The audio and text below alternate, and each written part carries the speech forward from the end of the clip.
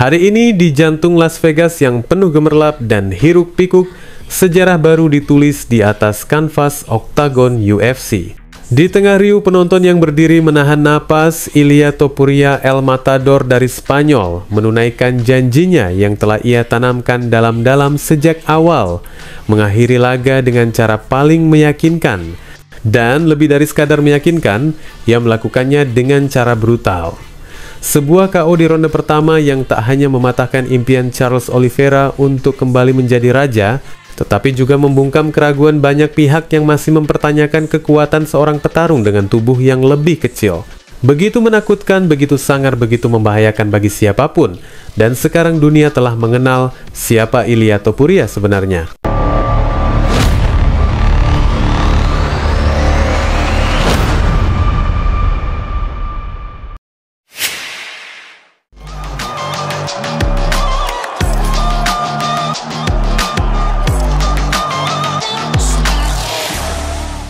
Charles Oliveira bukan petarung biasa.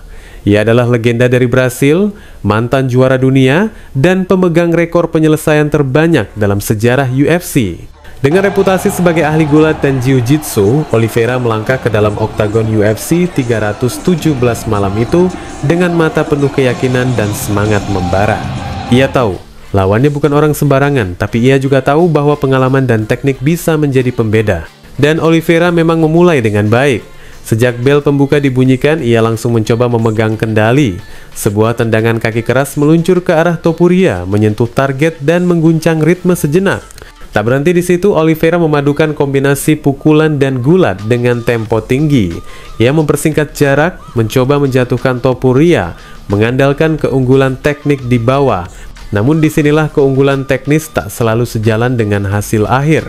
Topuria, si petarung berdarah Georgia Spanyol, yang tubuhnya sedikit lebih kecil, ternyata menyimpan sesuatu yang jauh lebih besar daripada yang tampak dari ukuran fisiknya. Kekuatan? Sebuah ledakan kekuatan yang selama ini mungkin tersembunyi di balik senyum tenangnya di konferensi pers, atau tatapan yakinnya saat menatap lawan. Ia membalikan upaya takedown Oliveira dengan cerdas, berakhir di posisi atas sebelum pertarungan kembali berdiri. Saat keduanya kembali ke posisi berdiri, publik belum tahu bahwa akhir telah dekat. Dalam sepersekian detik, Topuria melepaskan sebuah pukulan kanan lurus, keras, akurat, dan mematikan. Pukulan itu mendarat sempurna, menghantam wajah Oliveira seperti meteor yang meluncur dari langit. Du Bronx langsung tumbang, tubuhnya kehilangan kesadaran sebelum menyentuh kanvas. Tapi Topuria belum selesai. Ia mengirimkan satu pukulan tambahan sebagai tanda akhir dan pengukuhan bahwa malam itu adalah miliknya. Wasit segera melerai, Oliveira tergeletak tanpa daya, dan Topuria, ia berdiri gagah, tangan diangkat, sementara arena bergemuruh menyambut era baru. Kemenangan yang hanya memakan waktu 2 menit 27 detik ini adalah pernyataan.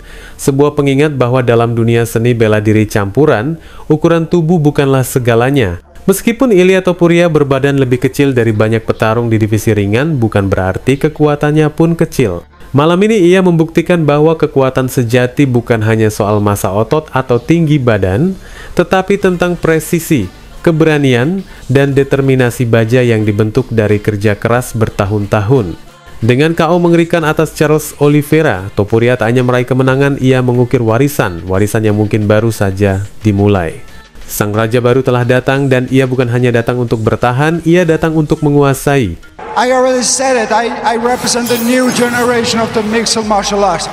This is the next level of the game. This is the next thing and this is what I represent. I did exactly what we had planned, a lot of jabs, jabs, right hand, the left hook, and boom, his lights were out. So I don't know, whoever is ready for me, I'm here. Let's fight. If you're ready, I'm here.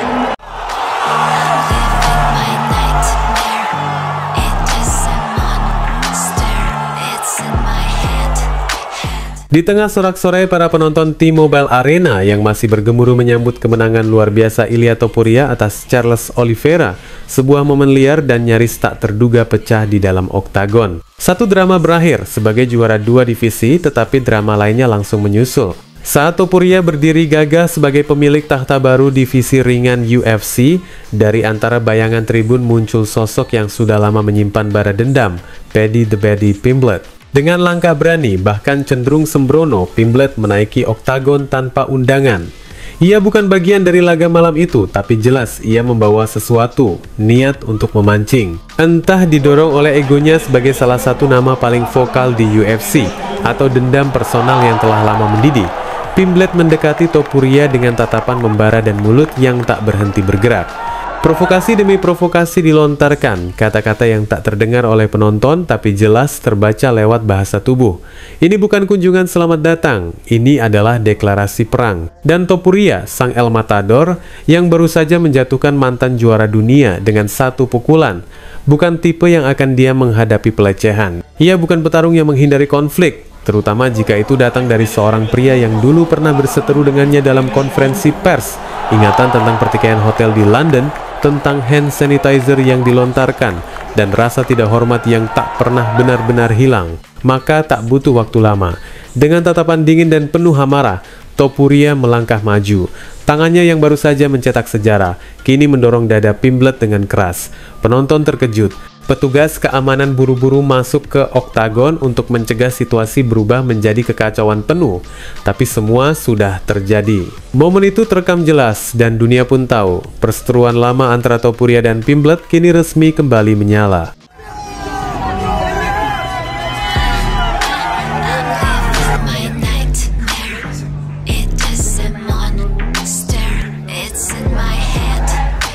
UFC telah melihat banyak rivalitas dalam sejarah panjangnya, tetapi ada sesuatu yang berbeda dalam api yang membakar antara Topuria dan Pimblet.